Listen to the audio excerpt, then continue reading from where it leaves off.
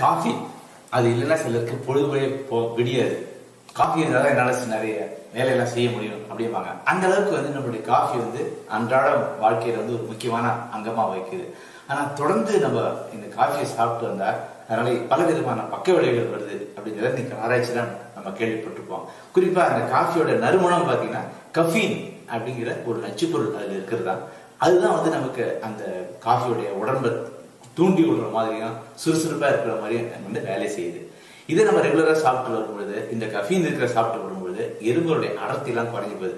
பெண்களுக்கு கர்ப்பப்பை எல்லாம் பலமெல்லாம் குறைஞ்சிட்டு வருது அப்படின்னு ஆராய்ச்சி பண்ணி கண்டுபிடிச்சிருக்காங்க. ஆனா நம்மளுடைய முன்னோர்கள் இந்த தாண்டிக்காய் அப்படின்ற ஒரு அற்புதமான மூலிகையை பயன்படுத்தி சாதாரணமான உணவுகளை தயாரிச்சு சாப்பிட்டு இருக்காங்க. இந்த ரூமி ஹெர்பல்ஸ் நிறுவனம் என்ன பண்ணிருக்காங்க அப்படின்னா தாண்டிக்காயை பயன்படுத்தி மூல்கேஃப் அப்படின்ற பேர்ல ஒரு அற்புதமான ஒரு மூலிகை காஃபியை தயார் பண்ணி கொடுத்துருக்காங்க. இதுல தாண்டிக்காய், நன்னாரி, பார்லி இதெல்லாம் இருக்குது. இந்த காஃபி பவுடரை வழக்கமா நம்ம காஃபி தயாரிக்கிற மாதிரி தயாரிச்சு நம்ம சாப்பிட்டு வரும்பொழுது காஃபியோட பலனும் கிடைக்கும். அதே நேரத்துல வாத பித்த கபம் அப்படின்னு சொல்லுவாங்க. இதனுடைய சமநிலைப்படுத்துற வேலையை இந்த மூல்கேஃப் அப்படிங்கிற இந்த காஃபி செஞ்சுட்டு வருது. ரெகுலரா நம்ம இந்த தாண்டிக்காய் கலந்த இந்த மூல்கேஃப் காஃபியை சாப்பிடுவோம். ஆரோக்கியமா இருக்கலாமே.